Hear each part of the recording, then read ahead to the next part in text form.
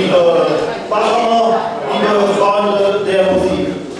Im Namen unseres Hauptmanns Willi Busch, der sich heute entschuldigen lässt, und des Verwaltungsrates sowie der ganzen Bürgerschützengesellschaft Ahrweiler möchte ich Sie alle herzlich begrüßen und willkommen heißen.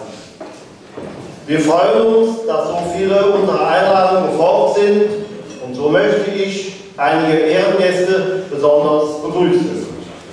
Den Landtagsabgeordneten und Ortsvorsteher Horst Gies mit seiner Frau.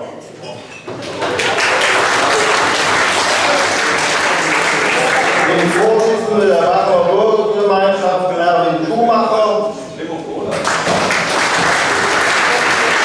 Alle Vertreter der Bacher Ortsvereine und die ich eventuell noch vergessen habe.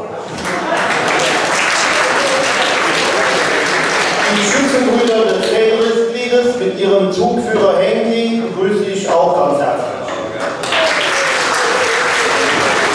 Sie unterstützen gemeinsam mit der Bürgergemeinschaft Bachen das Dammerkorps bei der Bewertung und Notation des heutigen Abends.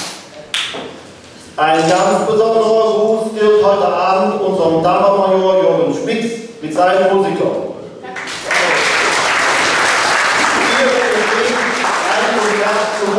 Der Seniorenbetreuung zu veranstalten, ist mittlerweile schon zur Tradition geworden.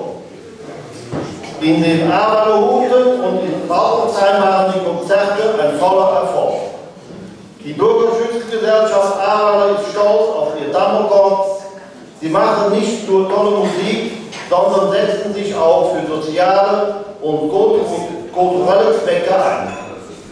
Die Spielleute des Dammerkorps haben sich in den letzten Jahren unter der Leitung ihres Dammermajors Jürgen Schmitz immer mehr zu hervorragenden Musikern entwickelt. Nie war ihre Anzahl größer als heute. Für ihre Bereitschaft und ihr Engagement für die gute Sache danken wir dem Dammermajor Jürgen Schmitz und seinen Musikern ganz herzlich.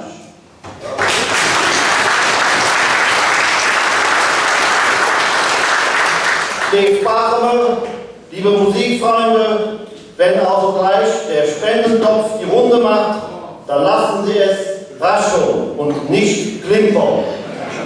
Freuen wir uns auf das Konzert. Danke.